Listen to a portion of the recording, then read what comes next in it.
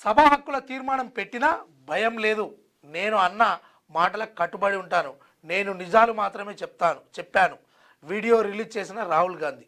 రాష్ట్రంలో 44,000కు పైగా జర్నలిస్టులకు అగ్రహం. అయితే రాహుల్ గాంధీ సభ్యత్వం పైన రాహుల్ గాంధీ మీద అనర్హత వేటు వేసే అవకాశం చెయ్యాలి. ఎందుకంటే రాహుల్ గాంధీ ఏఐతో మాట్లాడినట్టుగా, ఏఐ చిత్రీకరించినట్టుగా అన్ని అబద్ధాలు ఆడుతుండు. ఏమన్నంటే 20-25 మందిని ఎంపీలను వేసుకొని అటు స్పీకర్ పోడియం దగ్గరికి, అదేవిధంగా ప్రధానమంత్రిని కూడా భయభ్రాంతులకు గురి చేసే విధంగా రాహుల్ వ్యవహరిస్తుండు. అందుకోసము ఈయనకు ఈ లోక్సభ ఆ పోటీకి సంబంధించి అసలు ఆయన జీవితకాలం కూడా పోటీ చేయకుండా ఉండాలి అని, అనర్హత వేటు చేయాలి అని చెప్పేసి ఓ బీజేపీ ఎంపీ మాట్లాడుతూ ఉన్నాడు.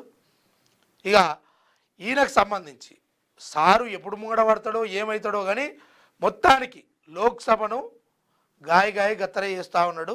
ఇక ఎంతవరకు మరి సార్ ఏం కొట్లాడి ఏమైనా తీసుకొస్తాడా అయ్యింది అని అంటే అది ఏం లేదు.